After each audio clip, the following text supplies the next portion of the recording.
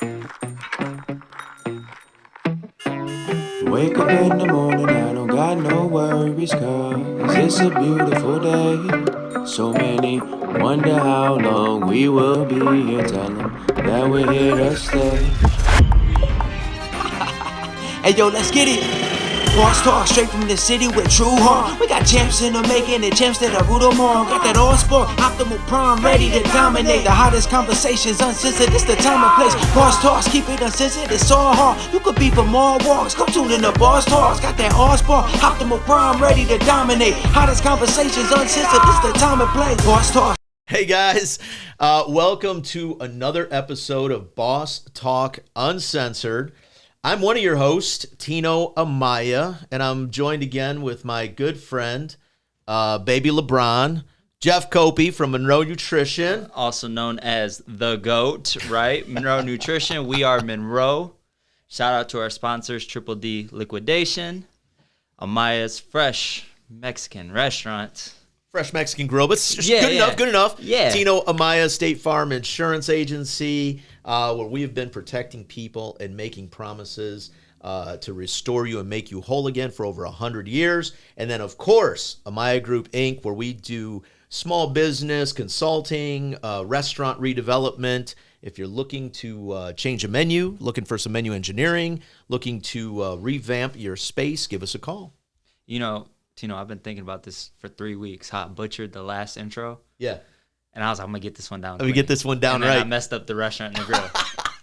That's okay. Everyone does. Listen, everyone does. At least you call me Tino and not Tito, not Tony. Not. You know what? I'm going to do a quick shout out to my good friend Tom Allen. I've known Tom for like 18 years. Still calls me Timo to this day. Timo. Man.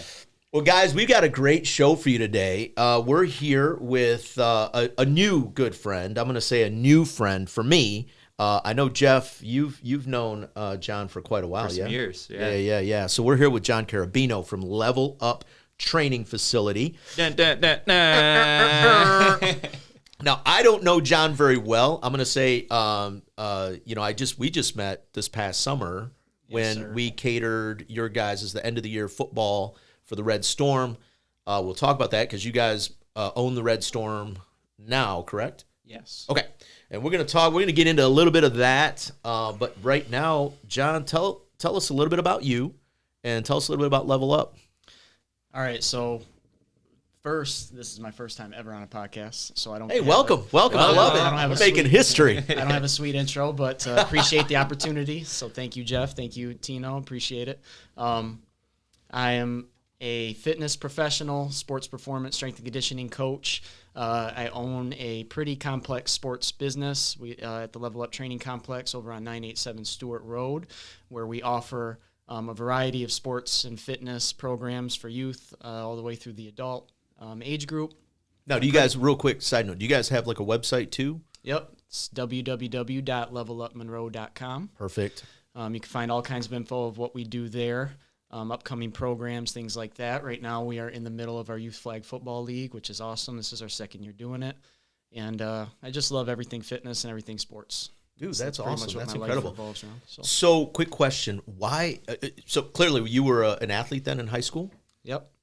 Okay, so when did you actually start playing organized sports? Like at what age? I mean, as young as T-ball, right? Everybody pretty much started at that T-ball soccer age. I started playing football in the 4th grade and pretty much haven't stopped. I'm always doing some type of football, whether it's real contact live football at the age of 32 or it's playing flag football against this guy.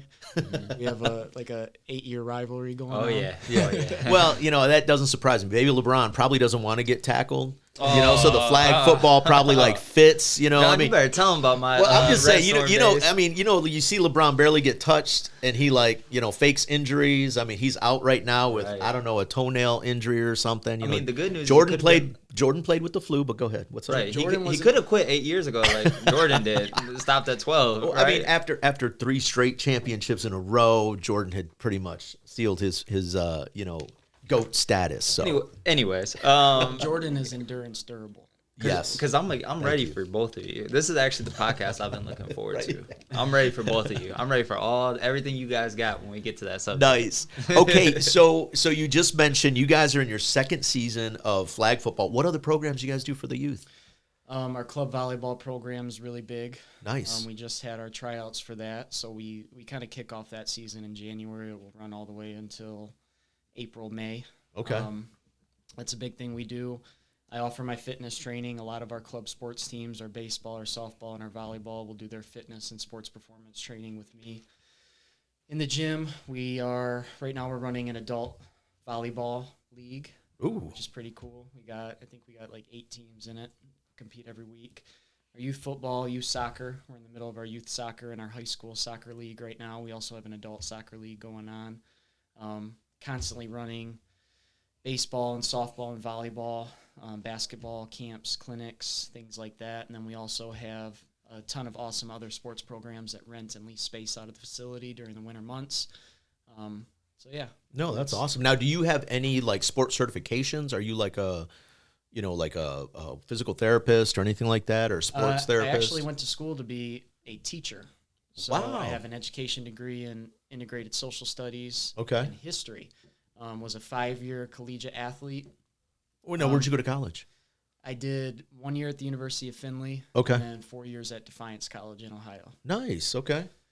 And it was kind of just through all of my sports experience and highs and lows that I just developed this passion that when I moved back to Monroe County, I wanted to help the youth.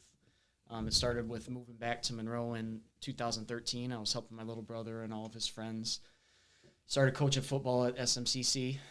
I was on the staff with Coach Jarmo in 2014 when they won the state championship, and that's just really when I developed a passion for coaching. Yeah.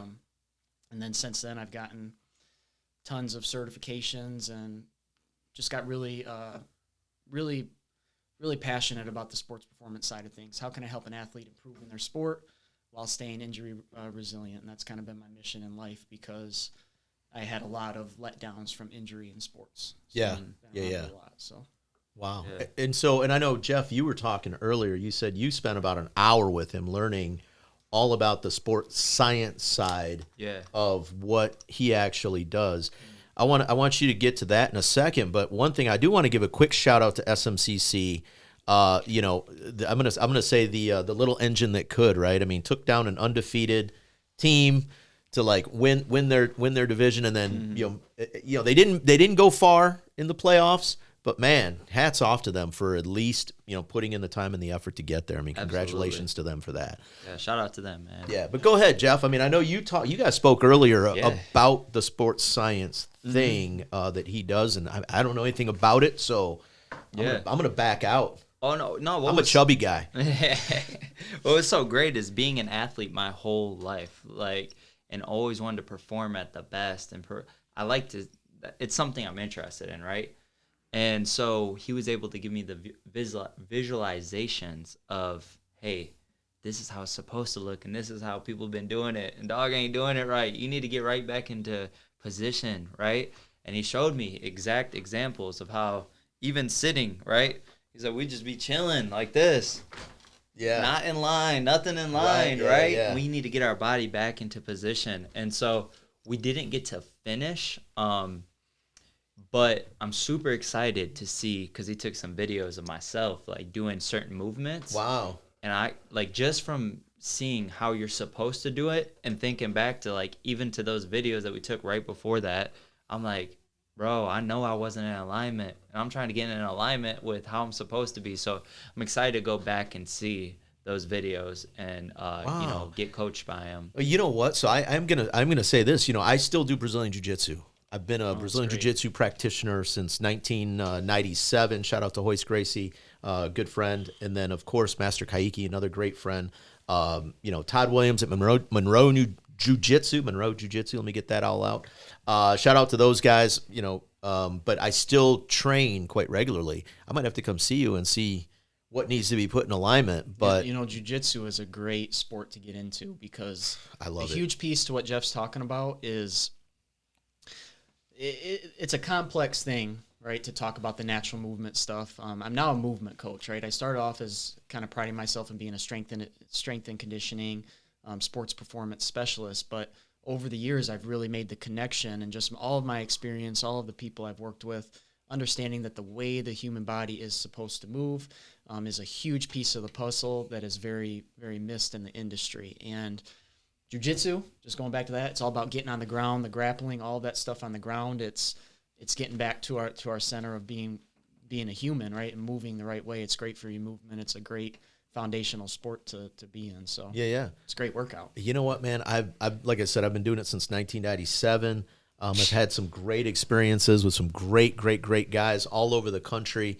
And so I've been blessed. I've been truly blessed. I need to shout out to a good friend of mine, Angelo Popovsky, one of my first jiu-jitsu instructors. When we were both with Hoist Gracie, Angelo really put me on a good path. So, but I think I could get you. Bro, let's get you got to cook later. You got to cook later, so we can't do it. I was gonna say, man, I think they got mats in the other room. I'm trying to get my body back in realignment. Otherwise, I'd do it. Really. Anyways, give them 12 weeks. You gotta give them 12 weeks, right? So talk to me a little bit more about the sports science and what you do that's maybe different, or maybe a modern approach to kind of the old school way of preparing an athlete for competition. So to answer that question, I kind of got to go back in time a little bit and just kind of talk about what inspired me to start Level Up to begin with. Perfect. I think that, I loved my days coming up in sports. I have so many great memories over there at Monroe High School. Coach Greg Hudkins, shout out to him. He was one of the greatest coaches I ever had. He taught me so much. One, about just coaching and running a solid, organized program and having structure. Just had great memories from football, but there was always something that kind of was missing that I started to learn as I got into the next level of collegiate athletics. I had a great strength coach over at University of Findlay, just a great strength program. I had never been a part of a very structured strength and conditioning program. So I get to the University of Findlay, D2 school. I was red shirt, was kind of the underdog, and right away I knew I had to work hard. And good friend of mine to this day, he runs a gym in Wisconsin. His name's DJ Smith, DeJarian Smith. He was an upperclassman. I think he was 2 years ahead of me. He kind of took me under his wing and showed me the ropes, played the same position as me, but he pushed me to be better every day. So I just fell in love with the weight room when I got to University of Findlay. It was something I never really did in high school, and immediately saw the benefits. I was getting stronger. I was getting faster. By the end of my redshirt freshman year, I had kind of climbed up the ranks of being a guy that was in the mix. When you're a redshirt, you're constantly overlooked. Yeah. You're kind of used as a practice dummy. The first day at practice, I remember I got my head just taken off by, 275-pound linebacker. Never seen anything like it before. Yeah. But now you're playing at this next level, and pushed myself hard in the weight room, got faster, got stronger, learned so much. And I think that just is where my love for strength and conditioning grew. And long story short, what was the question again? Where did I even get going with So that? we were talking about like why you even started Level Up. Yeah. We were going back in time. Yeah, so I immediately just figured out the missing piece to this puzzle of becoming a better athlete lies in the weight room. Okay. Right? So I saw huge improvements. Well, then as my career went on, I started to notice the injuries, the setbacks. I'd just be running a sprint, and I got faster. I got stronger, but I'd pull my hamstring. So pull my groin. I probably pulled my hamstring in college 100 times. And you see that a lot with athletes today. I mean, heck, just the other night I'm watching basketball, and I can't think of the guy's name for the Nets that just went down with a hamstring. Went out with a hamstring, and I was like, holy cow, man! But you see that a lot. But so you're seeing all these injuries. Yeah, just these non-explainable, right? And had a college career where it was just a constant reoccurring cycle of work really hard. Get ready to take that step, and then all of a sudden you get a setback with an injury. So it was something when I moved back home, I was just really passionate about figuring out, learning, how can you do this, and how can I bring it to the athletes of Monroe. It started with my younger brother. I always wanted to help him become the best he could be, and then it just kind of grew that. And what I think that I did right and that I continue to do right is, people think my business is called Level Up because I think I'm a level up from the competition or something like that. Right. But the concept level up means it actually derives from Pokemon. I'm a Pokemon fan, right? So I play the game, and you're training the Pokemon. You're taking them to the battles, and you're trying to get them better, and then they start to evolve. And I was playing Pokemon one day when the business name clicked. But what I do in life, what I do in my business is constantly try to be better. Every day, Yes. try to be better than the person you were before. Yeah. Try to give something to the client, try to give something to the community, something that is better. And Right. it's something that I am working to continue to improve on. Right. So I created a sports performance program at Level Up that even at the time was kind of on the, it was forward thinking to Yeah. what a lot of people around here were doing. And I'm just constantly challenging myself to get better at that. And that's what led me to learning the movement system. That You know I what? coach That's now. awesome because, I mean, so when I think of Level Up, I'm not going to lie. I didn't think, you were trying to say like you were better than anyone else. The first thought that came to my mind when I pulled into your guys' thing, and again, I mean, I've driven past there so many times, and I had no idea all the things that you're talking about. And I constantly listen. Those of you that are out there that are listening right now that say there's nothing for the youth in Monroe, John is here saying, nope, there's, we've got all these winter programs, we've got summer programs, we have a lot of things that the youth that are here that are trying to get better, that are trying to, not to sound cliche, but level up in maybe their sports career coming up. He's got the programs there for you. But that's what I thought of. Like, as soon as I saw the name, I was like, man, what a cool ass name. Not thinking Pokemon, because I don't even know what that is. I'm old. I'm the old guy on the team here. Okay. But just thinking like, man, you know what? Like, what a great concept to help athletes, to help individuals in general, just level up, man. It's all about continuing to grow. I love what you just said. It's such a great nugget. Mm-hmm. So then now you're starting to implement these programs. Did it take off right away, or was it like a slow thing and then boom, all of a sudden you've got an opportunity to open this business? No, yeah, it was just a constant, having a vision, having a dream, having a goal. I laugh about this all the time because sometimes when I get depressed and upset, I sit here and I think, and man, at one point I dreamed about all of this stuff. Wow. Yeah. I really dreamed about walking into my own fitness facility with the turf and everything. And something funny is when this place opened, I drove past when the sports complex, but before I even moved in, did anything in there, I used to drive by it every day, just look in the windows and check the progress of it coming. And I had this vision that I was extremely passionate about and just kept believing in myself and being confident and trying to get good at what I do. And it was a slow process. I started working with clients, that were I'd show up and they're just looking to walk on a treadmill and use a machine here or there at the YMCA, to really kind of growing and offering what I feel is a very, very high quality training program that I offer at Level Up. So nice, man. Yep. Yeah. So walk us through So there was a sports facility there before? Yeah, Total Sports. Yeah. Okay, and what did Total Sports do? What did Total Sports do? They kind of just opened it up and just kind of they didn't really provide too much programming. Okay. It was kind of just a bare. They put the turf in there. They put the volleyball courts in there. They had the tunnels, and it was just kind of just a dry experience, I think, Right. And I think that me stepping in, I just tried to offer a lot more variety. He leveled up the facility leveled for up show. Leveled up the facilities. Just added a lot of features that we're just kind of missing from it. Not to say that I have a good relationship with them over there, and I was blessed to just be able to get in there to begin with. Right. But I just think that there was just always a lot of things missing that I was able to provide. And we try to do a lot. It's a lot. It takes a lot of great people. My wife is amazing. I don't know if people know this, but she now runs the business with me. When we started, she was over at Lazy Boy. We were kind of doing our separate careers, and Yeah. just made sense to pull it all together. She does a great job with a lot of the operations of the facility, working with a lot of our renters and managing books, things like that. And, we have a great staff. Bill Swinky does a lot of awesome stuff with soccer in there. We got Chloe and Carrie Hunter-Michael, who are great with volleyball, Paul Niedermeyer. We got a lot of awesome coaches in all sports, and then just people that come in and do cool things. Even if they're not affiliated with our brand, just being able to provide great facilities to sports teams.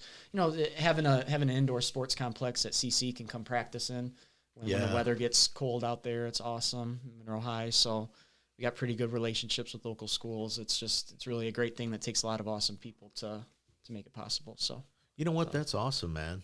Go ahead. Were you going to ask something?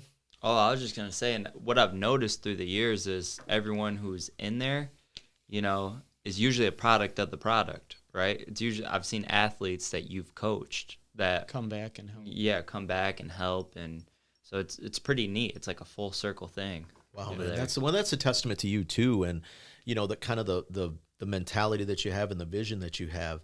And so I'm gonna touch a little bit on that because you said you were driving by, you look in the windows, you kind of had a vision for what you wanted to do, but so how hard was it to transition from pen to paper to shit? Here's the keys to the fucking car. I got to drive this thing. You know what I mean? Man, it was super hard. And then with COVID happening, it was really hard. Oh man. Because we pretty much, we made the jump. I ran just my gym in there, which I expanded the gym. I expanded the business.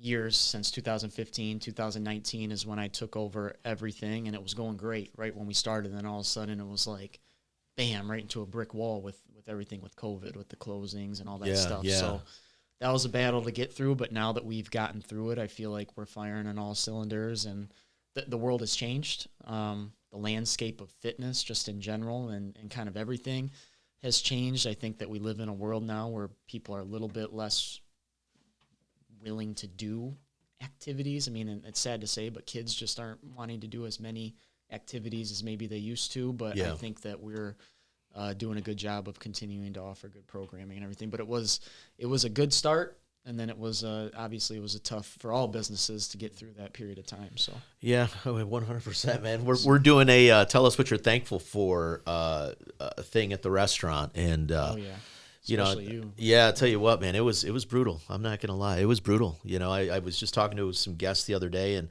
they said, we're glad you're still here. And I said, man, by the grace of God, I mean, we made it, and I give thanks and praise as much as possible. And but you got to have a good team, and so you just kind of touched on that too. So with the team you put together, were those people that came to you and said, hey, I see what you're doing, and I want to kind of add this program, or did you put it out there and say, man, I want to continue to grow. I'm looking for people to jump on board, and this is what we're looking to do? It's kind of a combination of both a little bit. Okay. You're always trying to find the right pieces to the team, and really for me, it's a shared vision. Okay. Right? And that's kind of something that, honestly, if I'm being truthful, I'm still working to obtain. Because my vision for sports and all of that is just I have a big passion. The more you get to know me, it always comes from a very pure place that I want to see sports done where the health and safety of the athlete is the highest priority, okay. Right? And I'm still kind of trying to find a team that can help me make that, which we have a great foundation that we're doing right now, but having a team where we can make the connection of that sport is just as important as the body and how we take care of the body and making that connection. It's kind of like the strength coach always gets the low end of the stick. They're kind of always the person in the back that no one knows about. You hear about University of Michigan, right? You know about Urban Meyer, but you don't ever hear about who's the strength coach that's working with the athletes in the back. It's kind of the thing that's in the shadows. Yeah. And I really think it's a huge piece to the puzzle, and the way that we take care of our bodies and the way that the athlete develops through that side of things is extremely important. And that's something that I'm trying to build a team of sports coaches around, that understanding too. It's not just about how many swings an athlete's getting in the winter. It's about how are they taking care of their body too. So wow, that's a great segue in, because you mentioned you actually have a program that you were trying to actually show, and we're going to put this up for people to see. Again, if you send that to us, we'll put that up while you're talking about it. But talk to us a little bit about this program that you actually have going on over at Level Up that, again, kind of state-of-the-art for Monroe and the Monroe community. Okay, so honestly, Tino, in order for me to talk about this, it's very complex. I was telling Jeff this. We were talking when we were walking out, just that it's very hard to market. And if you look at my content online, you'll understand, like, it's very hard to get this picture of what I'm teaching out without it kind of a hands-on approach. Okay. So if you gave me about 2 hours, I could do it in an hour. Okay, I could do it in an hour. But if you want the extra love, I'll tell you what, give us the paintbrush, and then Jeff and I actually want to do some things where we go on location. And I think this has got to be one of the places where we go on 100%. location and 100%. videotape. I want to see you like twist this guy up all over I want to see him sweating, crying, because baby LeBron, he can't handle a heavy workout. But go ahead. It's just like a Jordan fan to put it off on somebody else. So that makes a lot of sense, actually, why he's coming like this. But yeah, go ahead. Give us the rundown. Give us the if someone came and asked, what is this? Why did you make this transfer from the traditional?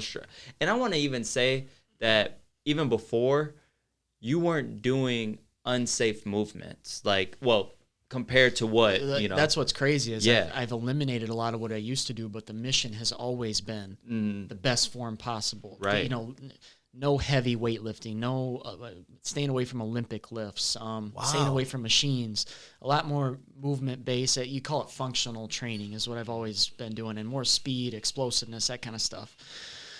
But long story short, man, my huge history of injuries and experience led me to this stuff. And before I get into it, I believe that this 100% to be the truth.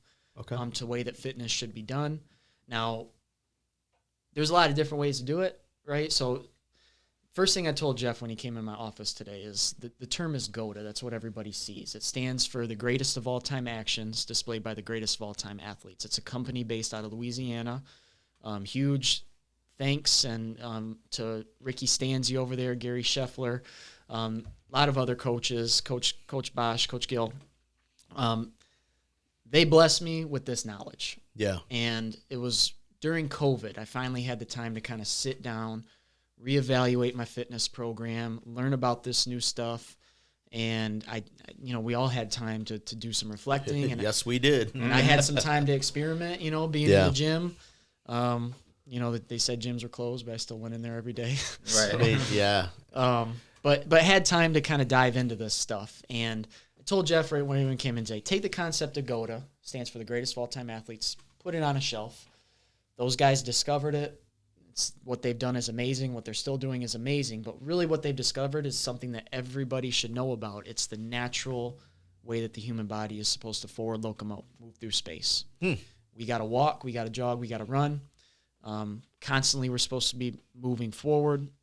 These guys identified through a lot of different studies of slow motion footage how the human body is supposed to move, and then they reverse engineered the fitness map.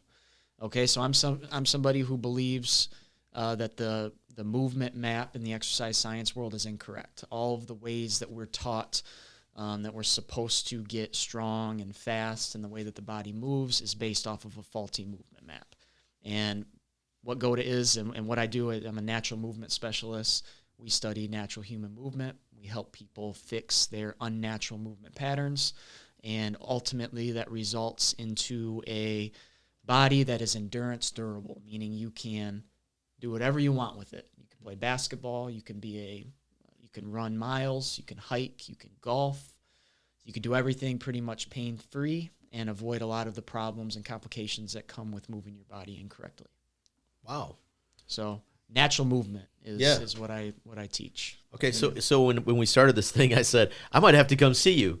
I'm being serious. I might have to come see you.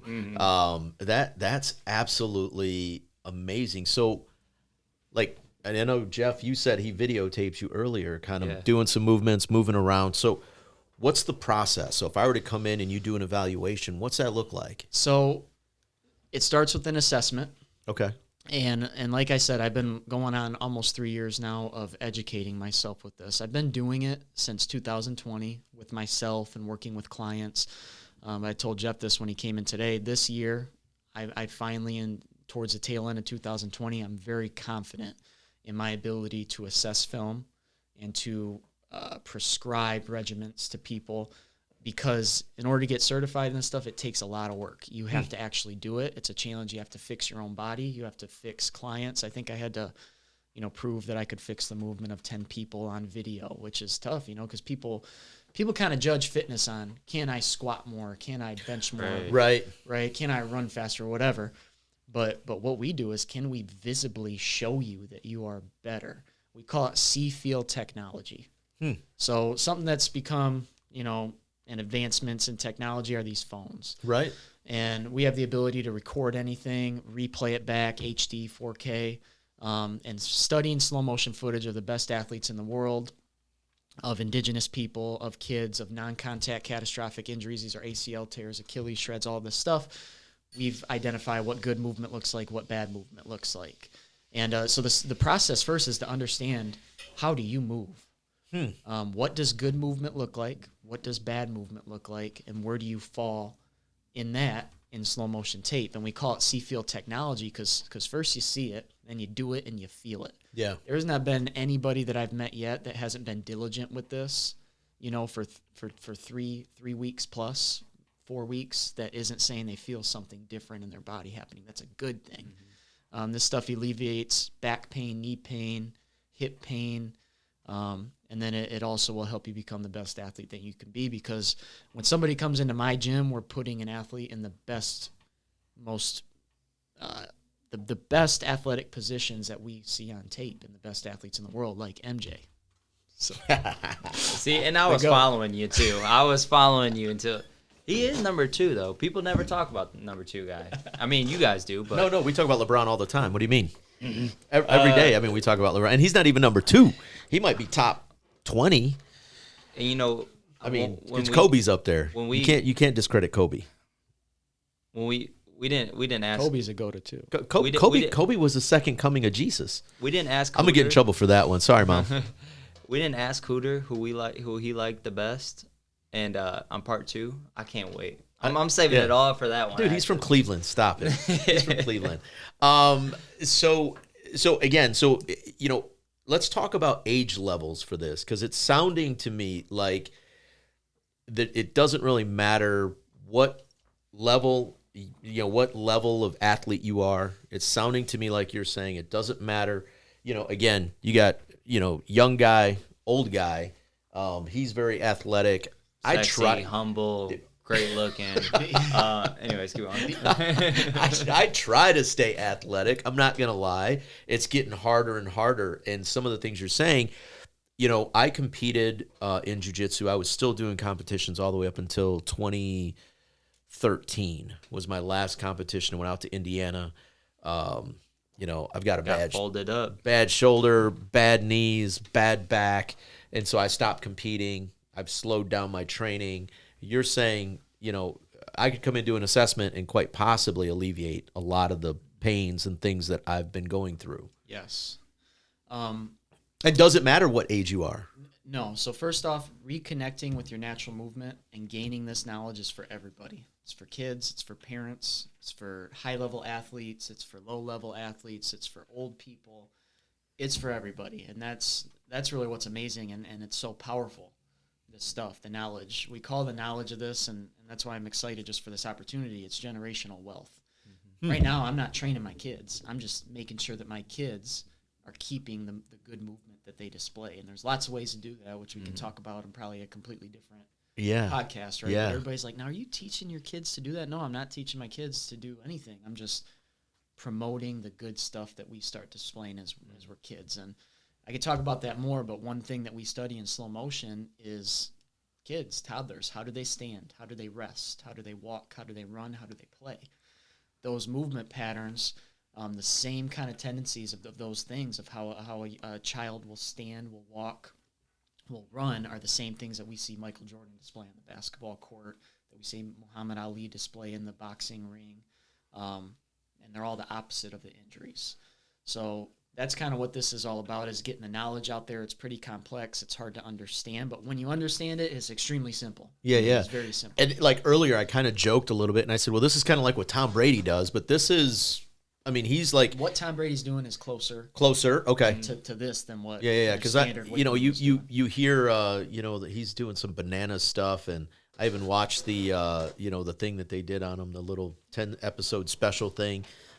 In talking about his trainer, they didn't go in depth with how he trains and what he does, but it sounds like it was a lot of, obviously unique training techniques, something different than what most of the other guys are doing. Yes. So, I guess talk about some of the athletes that you've had the opportunity to work with, because like you said, you've been doing this now for 3 years, And so now you're bringing it to Monroe. What are the benchmarks for some of the athletes that you're working with? I mean, are they seeing like, okay, this guy was a decent quarterback as a freshman, now he's a senior and he's just off the charts, or does that not even count? Yeah. So number one, some of the, and it's just a testament to being able to work with great coachable kids. Some of the first athletes that I started working with this, I was really only able to do with them because they had so much trust in me. Because I've been working with Noah Boudry and Ellie Sealer, Olivia Bussell. They're just a couple of the names, Ryan Sealer. They're kids that I've been working with since they were in middle school. Wow. So when I started talking about this, their ears perked up, I think, and they were able to listen and be coachable on it just because they trust that I'm trying to teach them the best things that I know, right? So it started with them, and honestly, any way that you start with this is a good way to start with it. But even when I started with them, I wasn't as knowledgeable about the assessment and all of that kind of stuff, but was able to get them going with it. And it was able to help them. A lot of the times when I start working with athletes, the already high-level athletes, it really clicks for them because they're athletic and they're able to get into the movement patterns that we talk about pretty easily. But the first way to start with this is the education and the assessment. You can't go into this stuff blind. You can't work with a coach that's going to fix your movement and not understand everything that I'm kind of talking about here. You got to be able to see it, understand where your body is, and that starts with a slow motion video assessment. So what Jeff came in today is we took him through a basic, we call it the primos, pre-movement fundamentals. We had him just do some basic movements, see what his tendencies are when he stands, when he does different things. We had him walk, we had him jog, we had him sprint. And from there, I can break down that slow motion footage and get him to understand where his movement flaws are. A lot of times, if we have an athlete who has injuries, you can see it right on tape. You can see where it's at. You can also highlight high injury prone areas. And then you can also show the good things that they're doing and then build upon that kind of stuff. But it starts with an assessment. Wow. Okay. And an education session. So let me ask you this. So, I just want to make sure I'm clear about this. If I'm just a regular individual that, I'm not an athlete, but I'm having some aches and pains, and maybe I've developed a way of walking or, a way of moving that's not really helping my body out. Could I come and do the same thing? I mean, I don't need to be an athlete to do this. Oh, yeah, right? for sure. And actually, I have a lot of my adult fitness boot camp in the morning. Jeff knows some of them. Yeah. I help coach some classes. Yeah. But they're still rocking and rolling, and they're just another group of people who had trust in me that stuck with it, and they're seeing the benefits of it now. They're not athletes. They weren't really interested in getting a full assessment. They just trusted me that what I was telling them to do was going to make them feel better, right? Right. So the assessment isn't 100% needed, but Right. the education is. Because if somebody just new shows up into my gym and they want to jump in a workout, everything that they're doing is going to pretty much not what they're used to, and they're not going to understand why they're doing it. Right. So that's important, is being able to have the education. I say this just because I'm at the point in my career now where I have 2 kids. I got one on the way. I got a complex business. I'm a very busy man. If I'm working with a client, they better be coming here because they know what I offer and they're coming for my service, right? I hate when I get the calls that say, hey, my kid needs to get stronger for football season. It's like, okay, well, your kid needs to fix his crooked feet, and Right. and that's just the knowledge that I really want to get. Kind of now people know that if I'm coming here, I'm coming for for a specific thing. Yes. Specific program. Yeah, so the education part. Dude, is you know big. what? That's awesome though, man, because, let me say this the right way. You could easily, somebody could call you up and say, hey, my kid needs to get stronger. And you could easily say, yeah, man, it's $1. I'll take it. But instead, because obviously you have a lot of integrity, you're saying, you know what, I might not be for you. Yeah. I might not be your guy. And I can't do it anymore. I Yeah. can't, because now that I have this knowledge, I can't just go back and, teach a faulty movement pattern that I know is being proven in slow motion footage to cause injuries. It's causing the knee, the knee pain and the joint replacements and all of this stuff. It's causing the long-term back pain. It's feeding into a bad movement pattern that is already present. Right. So when I work with an athlete, I got to be 100% truthful. Okay, you want to increase your speed? Good. Yeah, I can do that. You want to increase your strength? Good. I can do that. But first, you got to increase your movement. And the way that, Wow. we say that a lot of athletes got a $500 or a $5,000 squat, but a 10-cent foot. Wow. And that's what's going on. You got these athletes that'll squat the house, deadlift the house, and all this stuff, but they got 10 set foot and $5,000 rims, $500 car. That's it, right? Yeah, man. Yeah. Wow. So that's that's kind of what a unique way to look at, and I mean, and again, we haven't even gotten really into it. I mean, you're giving us a paintbrush of what you do, and I do hope you send this to us as we're talking about it. Maybe send over just some stuff that we can kind of show on the YouTube channel. So keep going. Sorry. Yeah, no, you're good. You're good. So I guess the first thing I want to show is so incredible, man. I want to show the go-to bow. Okay, so the easy things we kind of talk about the macro, looking at it from a big point of view, kind of narrowing on the macro, the big picture thing. So we talk about a go-to bow. Now, in all my years of exercise science, all the mentors I've had, all the strength programs I participated in, nobody's ever talked to me about a bow. Okay, but this shape you see right here in the leg, this is Randy Moss on landing. We call this the bow, and we're only talking about the leg here, the leg bow. This is something that we identified in slow motion footage that the best athletes in the world, whether they're long distance runners, basketball players, football players, tennis, throwing a punch, swinging a bat, whatever it is, we create this shape in the leg that is called a bow. So we see her here with Michael Jordan. That shape is his bow. Barry Sanders, the shape is the bow. Ed Reed, there's a bow. So a bow is the safe way to load energy when we land into the ground. So this kind of universal shape that we see in the lower body. Now, when we don't have a bow, right? Okay, so this is a no bow look. Oh, wow. Yeah, you can see how we got this shape here with Randy Moss, the no bow. So we've identified that this is a shape that the more injury-prone athlete, the athlete that's going to deal with aches and pains, the athlete that is more at risk of an ACL tear, this is what their sprint gait is going to look like when the foot lands. We got a crooked foot. We got an ankle bone collapse, which I'll talk about in a second, opposed to a nice, good-shaped bow, foot straight with the ankle bone inclined up high.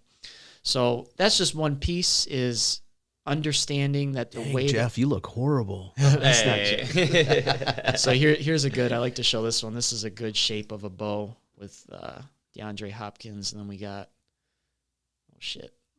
How's LeBron's bow look? So LeBron's a different story. Okay, he's a different breed. Okay, so LeBron came in the league with better movement than he has now.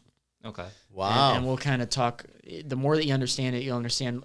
Now, it comes down to genetics, okay? So nobody in this room, we don't have NFL, NBA genetics, right? Right. I'm not going to beat Usain Bolt in a race, even though I'm known for being a fast sprinter. I don't have the same kind of genetics. Right. But what we all do have is the same movement system. You look in the wild, you'll see every wolf in the pack is going to walk the same. Every penguin in the flock, or whatever you call it, is going to walk the same. We're all born with a certain way to move, but because we all don't live the same natural lifestyle, we live unnatural, man-made. We spend 80 to 90% of our day doing basic stuff. We're either standing, we're waiting in line for something, or we're resting, we're sitting somewhere. So here we're sitting at the chair. 80 to 90% of our life is not promoting forward locomotion. Now you think you wake up in the morning and nonstop, everything you're doing all day is out in the wilderness, you're hunting an animal for your food. You're fighting the tribe that's down the road. You're walking a mile to the closest water place. You're constantly moving all day long. You're going to hold on to your natural movement patterns, but because most people, not everybody, but most people live sedentary lifestyles, and we spend a lot of time doing the walking, the standing, and the resting incorrectly, our bodies start to not move forward through space correctly. And it's because of compression. Our spine gets compressed, our joints get compressed. And as soon as we lose strength in the foot, that's where it starts. You lose strength in your foot. This is another thing. In all my years of exercise science, nobody talked about the foot. Yeah. And the foot is the most important piece of the puzzle. You can't get from point A to point B without your foot. And the strength, integrity, how your foot moves, the mobility of your foot is extremely important. Wow. So just a lot of the basic things that we see as normal over here in the United States of America are not normal, and it's wrecking our movement. When you want to play a sport, you want to tap into your most primal instincts. We want to fight. We want to defend. We want to run. We want to grapple, right? We Yeah. want to do a lot of those things that we want to carry something that just are not accommodated for in the ways that we rest, and then also the way that we train. So a lot of the strength training follows, I said, a wrong movement map. Strength and conditioning, modern day strength and conditioning, CrossFit. And I'm not here to knock those Right, things. yeah, 100%. People love doing that, cool. If you're a CrossFitter, cool. Yeah, I know a lot of people that have lost a ton of weight and have gotten healthy doing those things. And but it follows a movement system that teaches us to be robots. It's very linear. It's talking about levers and angles and flexion and extension. And what we've identified through movement study is that the body moves in spirals. So let's just look at this example. Tell me which one's a better athlete, do you think? Geez, I would have to say... I'm going the one on the right, the girl. Yeah. Man, I'm going to say the guy on the left. Why do you say that? Because I wanted to go against him. No, I'm just kidding. Obviously, I would say the lady on the right. Yeah, so the guy just looks kind of goofy, right? And we don't really know why, but he kind of looks goofy. So the sprint gait moves in... the body moves in spirals to go forward. So Jeff, where was that video? So here's what I'm going to say. I mean, I understand what you're saying. I really do.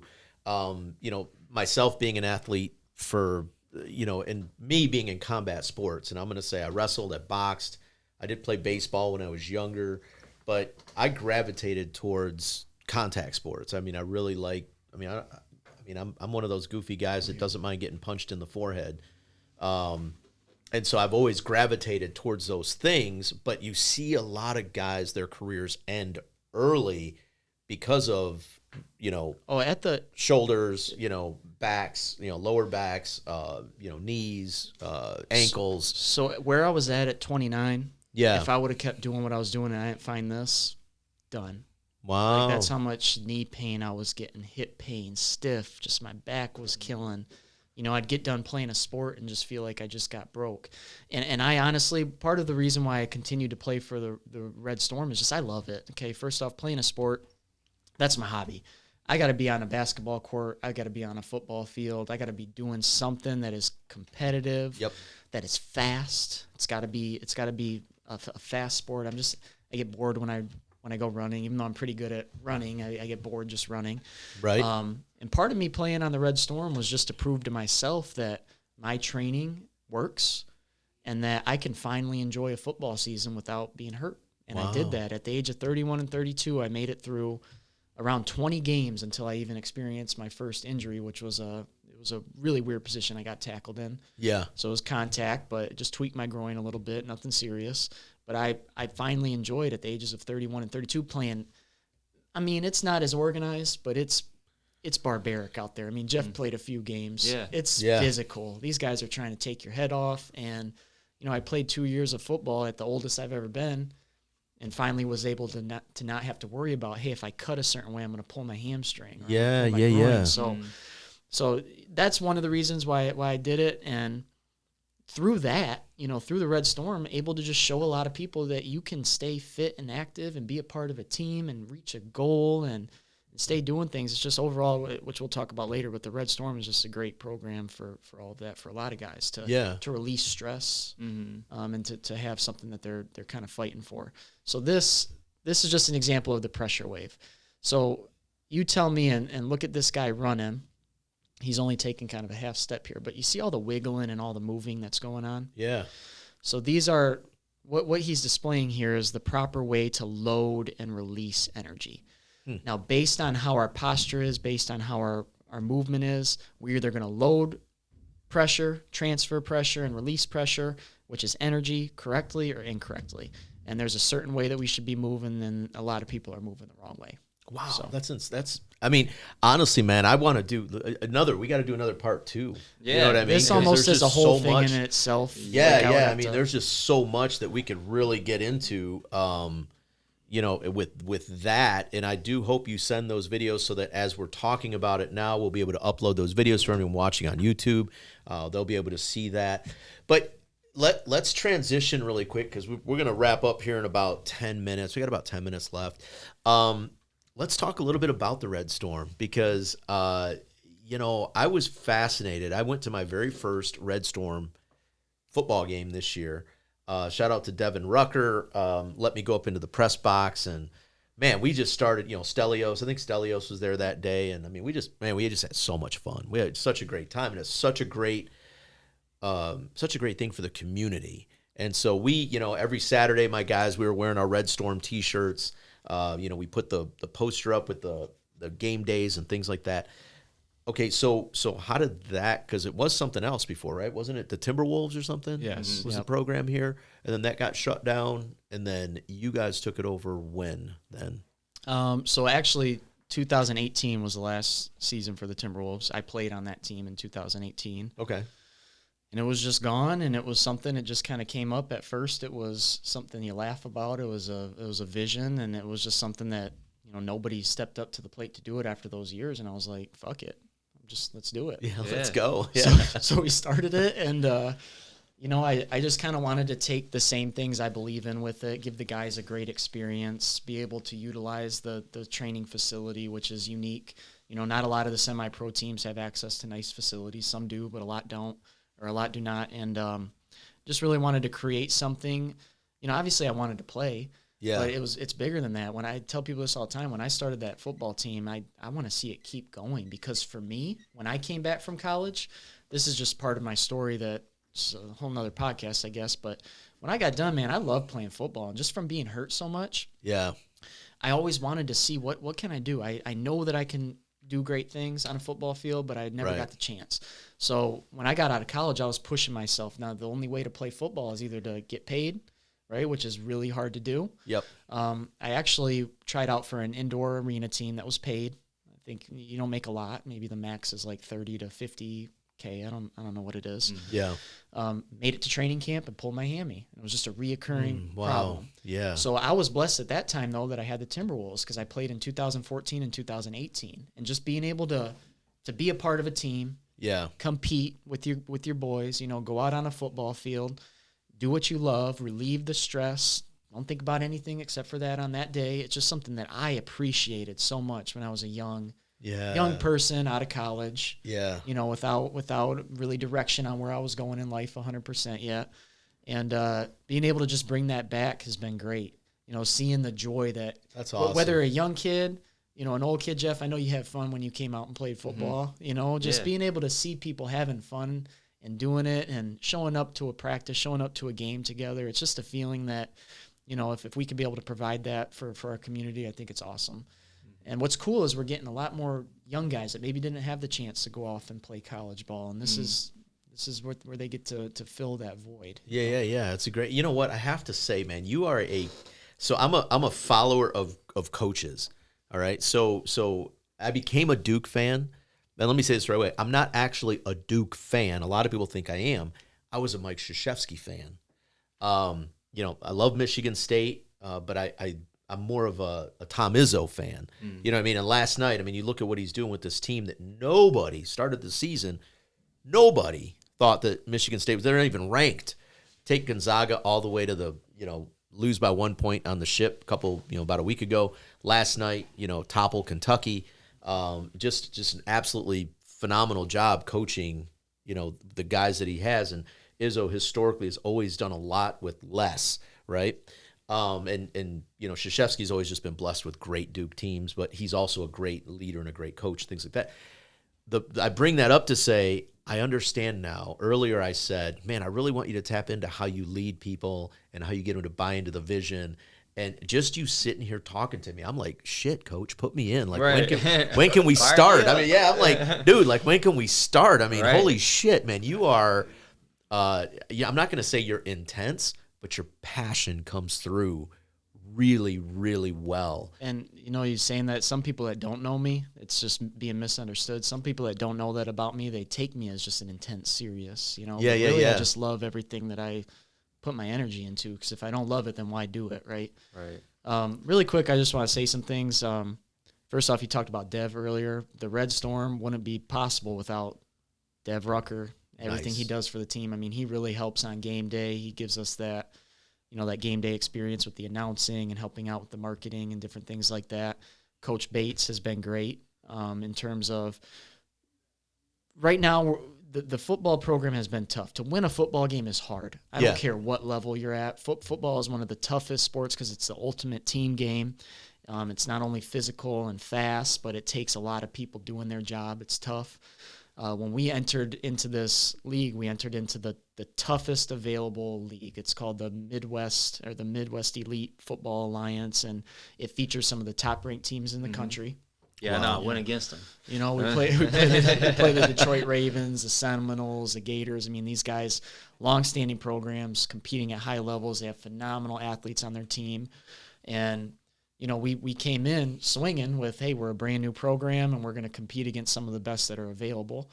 And it's been a challenge, but Coach Bates has been great because he brings, you know, a presence of God and helping guys that are struggling. He's a guy that's there for all of our team, all of our players. You know, for any mistakes he may make on a football field coaching and the things that he lacks and everything. I know that he's a vital piece to our program because he's like a father figure to a lot of players. He cares about them. Coach Ben Sikora has been great. He's an offensive genius. And again, we're just, you know, right now we're just trying to build the pieces of the program where I feel like we have some strong foundations, but being able to find good coaches is tough. To volunteer, like you mentioned before we started, this is all a passion project, whether you're a player, whether you're a coach, whether you're standing on the sidelines or, you know, in the stands. You know, Jeff has been there too, helping, you know, giving us some marketing with his business. It's really a big team project, and I'm just hoping that we can keep growing it, getting the community involved in some more ways. Yeah, so if you're out there in the city, man, listen, I went to, like I said, I only got to make it to one game. Saturdays are tough for me. You know, usually Saturday I'm at the restaurant all day long, but I was able to sneak away. I said, man, I have to go and support this. One, because I support all things Monroe. I think we live in such a unique, amazing community that once a community gets behind something, I mean, it's proven, they're all in. And so, guys, anyone that's listening to this, I mean, you know, you've had an opportunity to really catch John's passion. I can't wait. We are going to come down and do a video down at the complex, and you might actually get me as a client because, you know, I love, you know, you talk about the love of the sport, and, you know, when I transitioned from, you know, boxing, up until I was 18 years old, when I transitioned from boxing to, you know, karate or martial arts, looking for something else, you know, he's talking about looking for something else. I was fortunate enough, I met this guy named Blake Woods, and Blake introduced me to Hoist Gracie, and I was fortunate enough to train under Hoist, get my blue belt under Hoist through Dave Gomez Academy. Shout out to them. Hoist just opened another school here in Southgate, Michigan, so anyone that's looking for a good program, they have one too if you're downriver, that area. But I was blessed enough to train with some of the best people, right? But not always training the right way. And I wonder myself, like, man, if I wasn't so injury prone, how well would I have competed, like, on a national stage? You know, I went to nationals a few times with Brazilian Jiu-Jitsu, never made it to a world tournament. Some of my friends have, and they've been blessed with that. But I always wonder that, man, if I wouldn't have gotten injured, if I wouldn't have tweaked the groin or the hamstring or blown the shoulder or whatever the case is. So hearing you talk, I'm like, man, I should have met you like 15 years ago, you know, but it's just, man, it's just so cool to hear all this stuff and to know it's here in Monroe. Yeah. And you know, just to kind of touch on the movement training that I do, and, you know, people think I'm crazy because I got a full plate and I do a lot of stuff. When people hear I played for the Red Storm, they're like, but I'm a very lead by example guy. Yeah. You know, I'm not the greatest. I'm kind of socially awkward a little bit, but I'm kind of like, hey, watch me do it and do it too. Right. And that was a huge piece for me is I just felt like if I could show these guys on the Red Storm, right, if I could show the athletes I work with that even at the age of 32, I can overcome the injuries. I can play at a high level. I can do the things that make me happy and I want to do that they can too. And even though my real football playing days are over, my hope is just that by doing that and by staying true to doing what I enjoy doing the most, I can inspire the kids and inspire the next generation of athletes and have them not have to go through a lot of the shit that I went through. Right. You know? Right. That's kind of the goal. Yeah. More I could get this out, and we'll have to do another. You know, I'd be more than happy to get on here again, but to kind of give an in-depth look at what the movement training that I do is, and just continuing to get the knowledge out about this will be great. I think not just for helping me as a coach in my career and everything, but for helping a lot of people. So that's what I want to do. And I want to take this time out because I've never truly got to say this to you, but growing up as a kid, like playing sports, you know, not having the funds or the transportation or all this stuff to, you know, be on an AAU team, get higher level training, have somebody that cares, right? It sucked because I knew that I was being held back from what I really wanted to do. And my number one sport was basketball. I loved basketball, right? But now knowing that I can raise my child here in Monroe, right, and take him or her to level up and have all of those things in one space, it's such a good feeling for me because I want to give my kids what I never had, and you're helping me do that. So I just want to say thank you. Yeah, I appreciate it. Thank you. That's deep. That's awesome. Yeah. That's another thing is we didn't talk about this, and I want to keep expanding programming, but we offer day passes for kids. I mean, $8 a kid can come in as long as it's available, right? Depending on the time of the year, and hang out all day. I mean, we got a good group of kids that do that regularly, but I just remember being a little kid, especially when it's cold outside. Where do you go? Where do you play a pickup game of football? Where do you swing a baseball bat? Where do you play basketball? And we provide that for everybody, and I think it's just cool because even if the kids aren't training with me, at least they're in the gym. Yeah. You know, around us when Steph Umfris used to be there. You know, Steph is a coach at Madonna right now. But what a great just role model of a coach and athlete as a basketball player, and just being around the kids and stuff. Yeah. And that's what we're trying to provide is just a facility that's got great athletes in it that have done it, that have been around, great coaches, mentors, great space to do your thing and enjoy it. And then if you're into the travel sports, if you're into you want more instruction on to become a better basketball player, baseball player, football player, if you want the hands-on training, being able to offer all of that, and I feel like we do it at a very competitive and affordable price to what's out there. And the more we can expand the programming, the better. And I'm providing a lot of free knowledge on this movement stuff too on my social platforms, and plan to do that a lot more. And the more that I can get opportunities like this to speak, I'd love to do it. Absolutely, man. So, guys, I think we're going to cut it there. I think that's where we end. But let me do this really quick. So tell everybody where they can find you. Give them your social platforms, you know, where to find you on Insta, whether you're on TikTok. You know, just give us all your info again. So we're on Instagram, levelup_training, or my coaching page is J_Bino7. Our website is www.levelupmonroe.com. We're located 987 Stewart Road, Monroe, Michigan. Stop in anytime if you're interested in learning more about the the natural movement stuff. Contact me. Yeah, nice, man. And quick shout out to your wife, because she's the one that set up the catering. Yeah. And so to hear, and she was very much pregnant then. Yeah. When's the baby due? December 3rd. Hey. Oh, hey, wow. You're going to have a Christmas baby coming up. Yeah. Dude, now you guys know what you're having? No. Surprise all the way through. Okay. Man. They got the one girl, one boy. Yeah. So this one, man. They're ready. We're going to have a 3-year-old, a 1-year-old, and a newborn. So that's okay. You know what? I've got a gaggle of kids. I've got a whole tray of kids. 5 total. Holy smokes. From going to be 27 in like a week. Yeah. 27 all the way down to 15. Somebody's parents messing with me and Aaron. Whenever we see her, they say, well, once you get 3, you just got to go 4.